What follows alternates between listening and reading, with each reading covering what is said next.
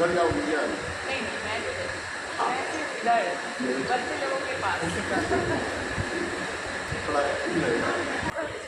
Good morning. Good morning. हम लोग कখন যাবে? এগুলো করে না। আচ্ছা, তোমরা একটু ভোট দিয়ে এসো বাড়িতে।